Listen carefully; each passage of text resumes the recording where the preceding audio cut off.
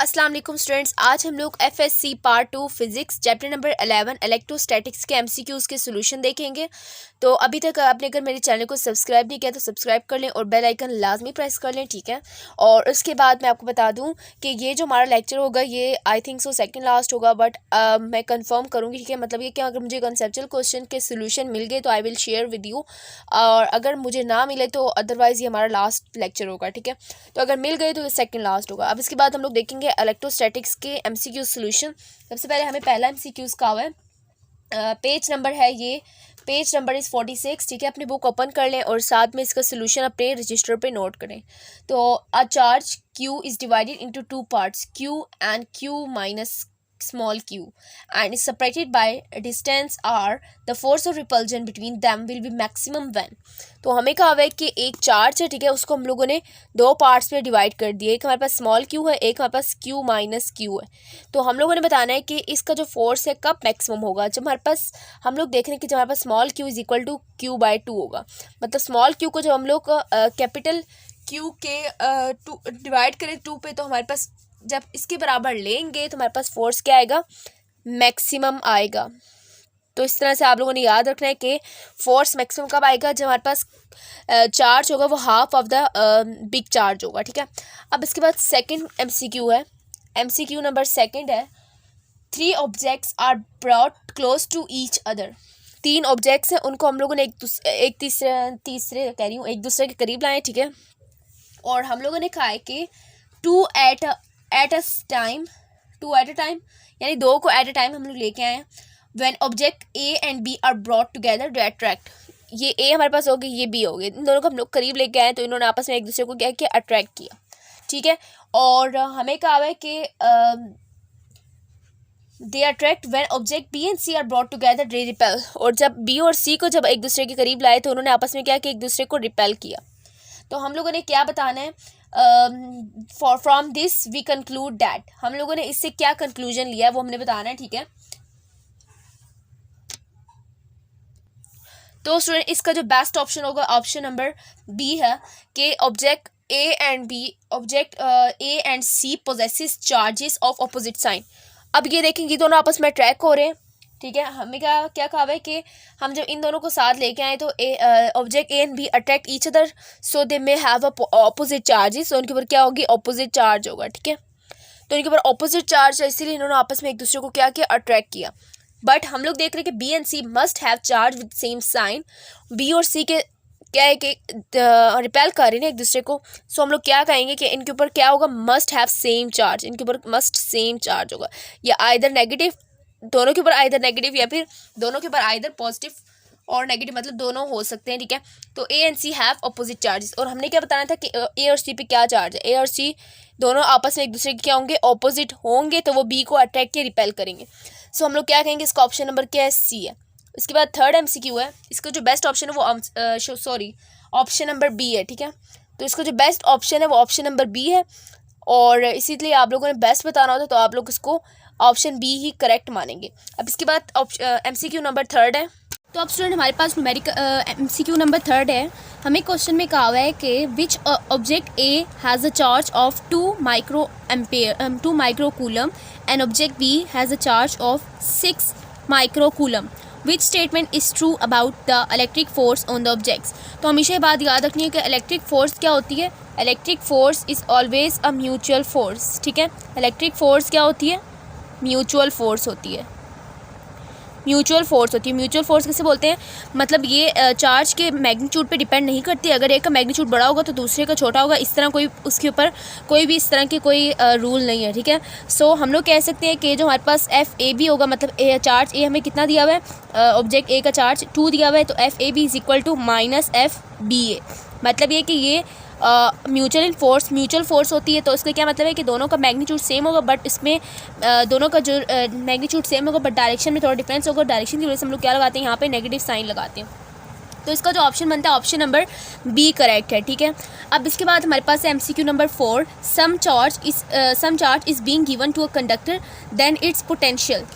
तो कोई चार्ज हम लोगों ने दिया है कंडक्टर को, तो कंडक्टर वाला केस मैंने आपको पढ़ाया है, ये कंडक्टर है, कंडक्टर के ऊपर हमने कोई चार्ज दिया, तो चार्ज सारे कहाँ आ जाएंगे, उसके सरफेस पे आ जाएंगे। तो उसका जो पोटेंशियल होगा, पोटेंशियल कहाँ पे होता है, मिड में होता है, तो पोटेंशियल अंदर वाले साइड पे क्या होगा, कांस्टेंट ही रहेगा। सो हम लोग क्या कहेंगे, इस remain same through out the conductor. तो इसका जो ऑप्शन बनता है ऑप्शन नंबर सी आता है, ठीक है। तो इसके ऊपर जब हम लोग चार्ज देते हैं तो इसके पोटेंशियल में कोई चेंज नहीं आता है। क्यों नहीं आता है, क्योंकि चार्ज तमाम के तमाम कहाँ आ जाते हैं, सरफेस पे आ जाते हैं।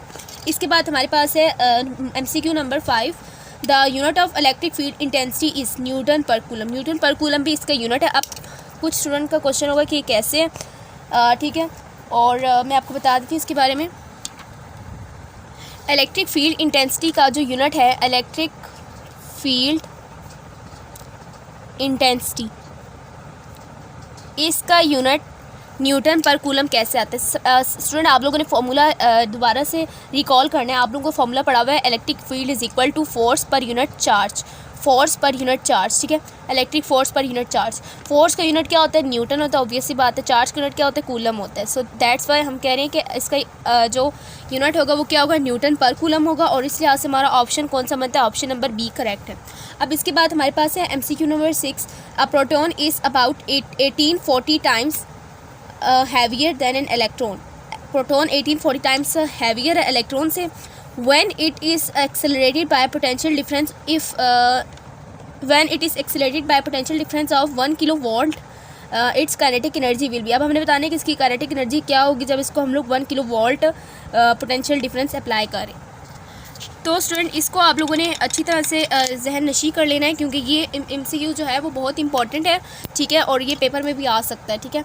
तो आप लोगों ने बात याद रखनी है कि हम लोगों ने 2 प्लेट्स ली हैं, ठीक है, और इसके प्लेट्स के दरमियान हमें कहा हुआ है कि 1 किलोवोल्ट क्या है, हमने पोटेंशियल डिफरेंस दिया है, और हमें कहा हुआ है कि हम लोग एक चार्ज को एक्सेलरेट करवा रहे हैं, ठीक है। चार्ज इलेक्ट्रॉन है, इलेक्ट्रॉन, और उसको हम लोग एक्सेलरेट करवा रहे हैं। तो हम लोगों ने बताना है आगे कि इसकी काइनेटिक एनर्जी क्या होगी। तो स्टूडेंट्स आप लोगों ने काइनेटिक एनर्जी का फॉर्मूला क्या पढ़ा हुआ है, एक और इलेक्ट्रॉन वोल्ट पढ़ा हुआ है। अब हमें कहा हुआ है कि एक चार्ज है इलेक्ट्रॉन, और इसको हम लोग 1 किलो वोल्ट क्या दे रहे हैं, डिफरेंशियल डिफरेंस दे रहे हैं। तो वोल्टेज की जगह हम लोग क्या लिख रहे हैं, 1 किलो वोल्ट लिख रहे हैं। तो हमारे पास इसका जो काइनेटिक एनर्जी आएगा वो क्या आएगा, 1 किलो इलेक्ट्रॉन वोल्ट आएगा। तो इस तरह इसकी काइनेटिक एनर्जी क्या निकलेगी, 1 किलो इलेक्ट्रॉन वोल्ट।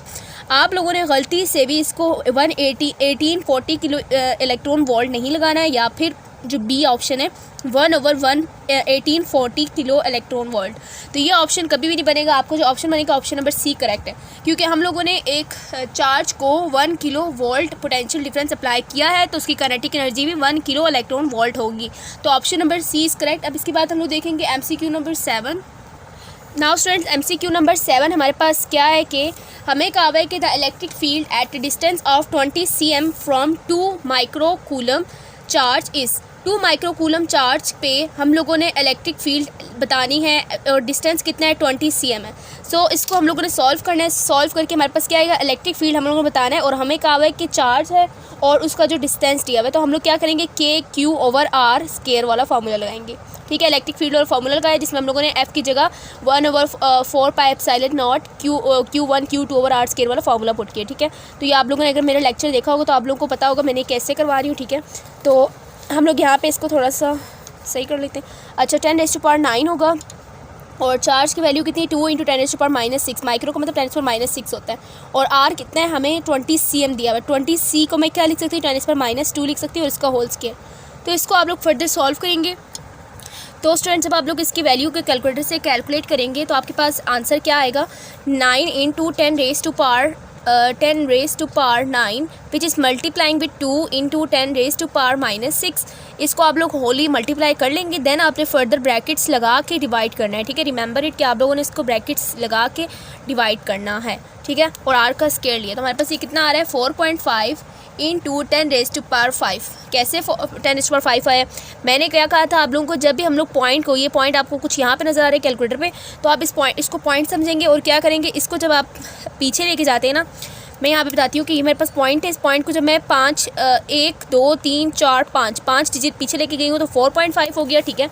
ये तो क्लियर हो गया कि 4.5 हो गया। इनटू 10 रेज़ टू पावर में 5 डिजिट पीछे लेके गई तो 10⁻5 हो जाएगा, और अगेन यूनिट क्या आएगा, न्यूटन पर कूलम आएगा, ठीक है। तो इस तरह से आप लोगों ने इलेक्ट्रिक फील्ड कैलकुलेट कर लिया। और अगर आप लोगों के पास पुरानी बुक्स है तो उसमें आप लोगों के पास कोई ऑप्शन गिवन नहीं है, वो सारे ऑप्शन रॉन्ग हैं। सो आप लोगों ने अपने ऑप्शन की करेक्शन कर लेनी है, और जिसका आंसर बनता है मैंने आप लोगों को खुद करके बताया है। इसका जो आंसर बन रहा है वो है 4.5 into 10 raise to power 5 newton per coulomb है। सो इस तरह से आपका जो आंसर है वो यही है, और आप लोगों ने ख़ुद अपने हाथों से कैलकुलेट किया है, ठीक है। सो इसके बाद हम लोग देखेंगे numerical number MCQ number 8। MCQ number 8 देखेंगे, और इसमें हमारे पास है कि एक इलेक्ट्रिक चार्ज क्यूब प्लेस किया गया है at the centre of the cube of side A, और उसका साइड क्या है, ए है। The electric flux on its one side will be, इसका इलेक्ट्रिक फ्लक्स वन साइड पे क्या होगा। तो स्टूडेंट इस सवाल में हमें कहा है कि ये गॉसिस लॉ वाला, ठीक है, उसमें जो हम लोगों ने 2 प्लेट्स यूज़ किए थे उसके अंदर हम लोगों ने क्यूब प्लेस किया था। तो हमें कहा है कि एक साइड पे हम लोगों ने क्या बताना है, हम लोगों ने बताना है इलेक्ट्रिक फ्लक्स। तो एक साइड के हम लोग क्या कहेंगे, Q/ε0 होता है, ठीक है। जो ऑप्शन नंबर करेक्ट है वो डी है। तो इस तरह से आपको पता चल गया कि इसका ऑप्शन नंबर डी करेक्ट है, क्योंकि वन साइड के लिए मांगा गया और उसके मुताबिक भी आपने जो निकाला था वो भी वन साइड के लिए ही था। Now next is the MCQ number 9। The electric flux through the surface of a sphere due to a charge Q placed at its centre depends upon. तो इलेक्ट्रिक फ्लक्स जो होता है स्फीयर पर से, ठीक है, स्फीयर हमारे पास ये होता है, और इसमें से हम लोगों ने इलेक्ट्रिक फ्लक्स बतानी है। चार्ज Q हम लोगों ने मिड में प्लेस किया हुआ, तो हम लोगों को बताना है कि इस पर इलेक्ट्रिक फ्लक्स कितना होता है, और वो कितना नहीं होता, सॉरी, डिपेंड किस पे करता है। सो हम लोगों ने ये बताना है, और ये हमारे पास न्यूमेरिकल MCQ नंबर 9 मेरे मुँह से बार बार न्यूमेरिकल निकल रहा है, ठीक है। सो अब इसका जो आंसर है वो ऑप्शन नंबर डी बनता है, ठीक है। हम लोगों ने फॉर्मूला पढ़ा हुआ है electric flux is equal to Q/ε0। तो इस ऑप्शन डी के में क्या लिखा हुआ है कि the quantity of charge inside the sphere, जितना ज़्यादा चार्ज मिड में प्लेस किया गया होगा उतना ज़्यादा क्या होगा, इलेक्ट्रिक फ्लक्स स्ट्रॉन्ग आएगा। तो चार्ज पे डायरेक्टली प्रोपोर्शनल है, तो हम लोग देख रहे हैं कि इलेक्ट्रिक फ्लक्स चार्ज के डायरेक्टली प्रोपोर्शनल है। सो दैट्स वाई जब हम लोग चार्ज को बढ़ाएंगे तो हमारे पास इलेक्ट्रिक फ्लक्स भी ज़्यादा प्रोड्यूस होंगी, और इसका जो ऑप्शन नंबर डी करेक्ट है। इसके बाद है MCQ नंबर 10। MCQ नंबर 10 में हमें कहा हुआ है कि एक 1 microfarad capacitor of a TV is subjected, 1 microfarad capacitor of TV is subjected to 4000 volt potential difference. The energy stored in capacitor, energy stored in capacitor बताना है U, और U हमारे पास कितना निकलता है, फार्मूला आपने पढ़ा हुआ है हाफ CV²। जब आप लोगों को कैपेसिटर दी हुई है और वोल्टेज दिया हुआ है तो आप लोग सिंपली वाला फार्मूला लगाएंगे, और आपके पास ये क्या आएगा, हाफ कैपेसिटेंस कितनी दी हुई है हमें, 1 माइक्रोफेरिड, 1 इंटू 10 रेज़ टू पावर -6, और वोल्टेज कितना दिया हुआ है 4000 का स्क्वायर। इसको आप लोग जब सॉल्व करेंगे तो आपके पास ये कितना आ जाएगा, आपने सिंपली कैलकुलेटर पे सॉल्व करना होता है, ठीक है। तो 10 रेज़ टू पावर ऐसे नहीं लिखूँगी, 10 raise to power -6 which is multiplying with 4000 का square which is dividing with 2। अब इसमें आप डिवाइड करने के लिए ब्रैकेट ना भी यूज़ करें तो आंसर करेक्ट ही आएगा। सो आंसर जो आ रहा है वो 8 जाउल्स है। अब मैंने जाउल्स क्यों बोला है, क्योंकि एनर्जी का हुआ है, एनर्जी का यूनिट बचपन से ही हम लोगों ने जाउल्स पढ़ा है, और होता भी जाउल्स ही ऐसा ही। अब इसके बाद हमारे पास न्यूमेरिकल नहीं बल्कि MCQ नंबर 11 है। MCQ नंबर 11 हम लोग देख रहे हैं, हमें कहा हुआ है कि फिगर हमें नीचे गिवन है, और हम लोगों ने बताना है कि चार्ज ऑन 3 माइक्रोफेरिड कैपेसिटर इस 3 माइक्रोफेरिड से आपको क्या पता चल रहा है कि कैपेसिटेंस सी हुई हमें, तो हम लोगों ने चार्ज बताना है 3 माइक्रोफेरिड कैपेसिटर। अब मैं डायग्राम बना लेती हूँ यहाँ पे। हमें सवाल में कहा हुआ है कि हम लोगों ने बताना है इस पे चार्ज बताना है। हम लोग देखते हैं तीनों की तीनों सीरीज़ में लगे हुए हैं। कैपेसिटेंस जब सीरीज़ में लगी हो ना तो हमें फ़ायदा नहीं होता, नुकसान होता है, क्योंकि हम लोग 1/CeV लेते हैं, ठीक है, 1/C। अब मुझे C इक्विवेलेंट हम निकालना है, तो हम कैसे करेंगे, 1/C equivalent 1/C1 plus 1/C2 plus 1/C3। तो इसको आप याद रखने का तरीका ये रख सकते हैं कि कैपेसिटेंस को जब हम लोग सीरीज़ पैरेलल में लगाएं तो हमें फ़ायदा होता है, और इसी तरह जब रजिस्टर को हम लोग पैरेलल में लगाएं तो हमें नुकसान, तब भी हमें फ़ायदा होता है, सॉरी, क्योंकि रेजिस्टेंस जो होता है ना कैपेसिटेंस का बिल्कुल अपोजिट होता है, ठीक है। तो इस तरह से आप लोगों ने करना है 1/2 माइक्रोफेरिड प्लस 1/3 माइक्रोफेरिड प्लस 1/6 माइक्रोफेरिड। अब आप लोग सोच रहे होंगे मुझे तो चार्ज चाहिए था, किस पे चाहिए था, मुझे चाहिए 3 माइक्रोफेरिड पे चार्ज चाहिए। तो मैं ये कर क्या रही हूँ, मैं इक्विवेलेंट निकालूंगी स्टूडेंट्स, इक्विवेलेंट निकालने के बाद मैं चार्ज इजीली निकाल सकती हूँ, अदरवाइज़ ये पॉसिबल नहीं है, ठीक है, क्योंकि हम लोग देखें कि सीरीज़ में हमेशा क्या होता है, चार्जेस सेम रहती हैं बट वोल्टेज क्या होता है, डिवाइड होता है। Again I am telling you कि पैरेलल में वोल्टेज सेम रहता है बट यहाँ पर क्या होता है, वोल्टेज सेम नहीं रहता है। वोल्टेज सेम लिखूँगी, उसको मैं काट दूँगी, लेकिन जो चार्ज होता है वो क्या होता है, सेम रहता है। सो दैट्स वाई मैं सबसे पहले इक्विवेलेंट कैपेसिटेंस निकालूंगी और फिर इस वोल्टेज वाले को उस इक्विवेलेंट कैपेसिटेंस से मल्टीप्लाई करूँगी, मेरे पास आंसर निकल आएगा चार्ज, ठीक है। और वो चार्ज तीनों में ही होगा। मैं ये नहीं कह रही कि 3 माइक्रोफैरेड पे ही वही चार्ज होगा, ये सब पे ही होगा, तीनों पे भी होगा। तो मैं इसको आगे फर्दर सॉल्व करूँगी। मेरे पास ये क्या आ जाएगा, इसको आप लोग सिंपली डिवाइड भी कर सकते हैं 1/2 0.5 प्लस, अब मैंने माइक्रोफैरेड स्किप कर दी, मैं बाद में लिखूँगी, मतलब ये कि तीनों में कॉमन लूँगी, 0.3 प्लस 0.16। अब यहाँ पे मैं माइक्रोफैरेड लिख रही हूँ। अगेन मैं इन सबको ऐड करूँगी। अब ये बात याद है, अभी मैंने 1/c इक्विवेलेंट निकाला है, ठीक है। अब मुझे जब c इक्विवेलेंट चाहिए होगा तो मैं रेसिप्रोकल करूँगी इस डिजिट का, यानी जो मेरे पास कोई ना कोई डिजिट आएगी इसको मैं रेसिप्रोकल करूँगी। मैं इनको ऐड करूँगी, फिर मैं आपको बताती हूँ। 0.16 और ये कितना आ रहा है, 0.1/c इक्विवेलेंट कितना आ रहा है, 1/0.96 माइक्रोफैरेड। अगेन मैंने आपको बताया कि मुझे ये सॉरी ये ऐसे नहीं होगा, 1/, नहीं होगा, ये क्या होगा, 0.96 होगा, क्योंकि मैंने इनको डिवाइड कर लिया डायरेक्ट। तो ये आ गया। मुझे क्या चाहिए, c इक्विवेलेंट चाहिए, तो मैं 1/0.96 करूँगी, ठीक है, 1/0.96 और ये मेरे पास कितना आ रहा है 1.04, c इक्विवेलेंट 1.04 और माइक्रोफैरेड साथ ही आएगा। इसको आप लोगों ने आगे पीछे नहीं करना, और आप लोगों ने ये नहीं करना कि 10⁻⁻6 को +6 बना दे, पॉसिबल नहीं है। माइक्रोफैरेड नीचे था, उसको हम ऊपर लेंगे सिंपली। हम लोगों ने कुछ भी नहीं किया, पावर्स जो हमारे पास प्रीफिक्सेस थे उनके साथ हम लोगों ने कुछ भी नहीं किया, सिंपली हम लोगों ने साथ ही ऐड करते गए, तो हमारे पास 1/0.4 माइक्रोफैरेड आ गया, ठीक है। यहाँ पास क्या है, c इक्विवेलेंट आया। मैंने आपको पहले क्या कहा था कि मुझे चाहिए चार्ज, और चार्ज सीरीज़ में क्या रहता है, सेम रहता है। तो मुझे 3 माइक्रोफैरेड का कहा गया हो या फिर मुझे 2 का कहा गया और 6 का कहा गया, बात हमेशा सेम ही होगी। मैं सिंपली क्या कर दूँगी, c इक्विवेलेंट को v से मल्टीप्लाई कर दूँगी। तो मैं अब ये करने लगी हूँ और मैं इसको यहीं पे करूँगी, ठीक है। यहाँ पे एक डब्बा बना लेती हूँ, इस पर करती हूँ।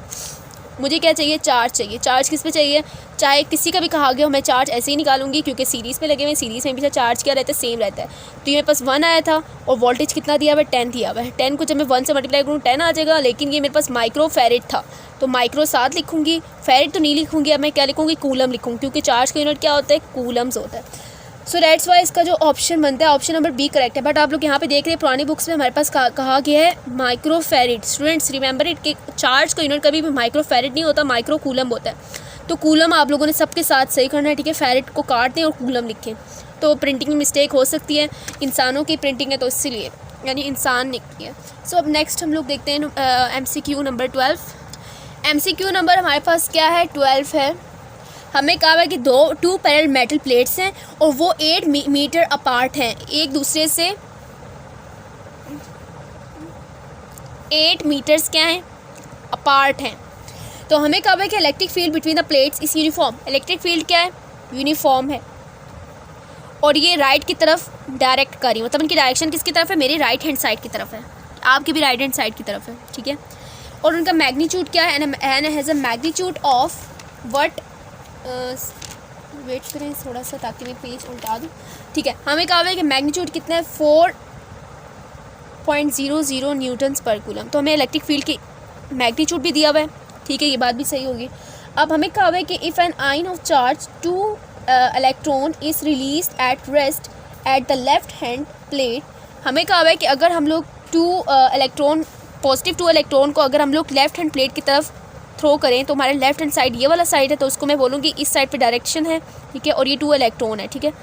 तो हमें कहा है इसको हम लोग अगर इस साइड पे रिलीज़ करें eight rest at the left hand, what is it's kinetic energy when it reaches the right plate. अगर ये राइट प्लेट की तरफ आएगा तो उसकी काइनेटिक एनर्जी क्या होगी, ठीक है। हमें सवाल में ही कहा है, हमें कहा है कि हम लोगों ने 2 यूनिफॉर्म प्लेट बनाए हैं, पैरेलल प्लेट्स बनाए हैं, और हमें कहा है कि जो इलेक्ट्रिक फील्ड की डायरेक्शन है ना वो टुवर्ड्स द राइट है।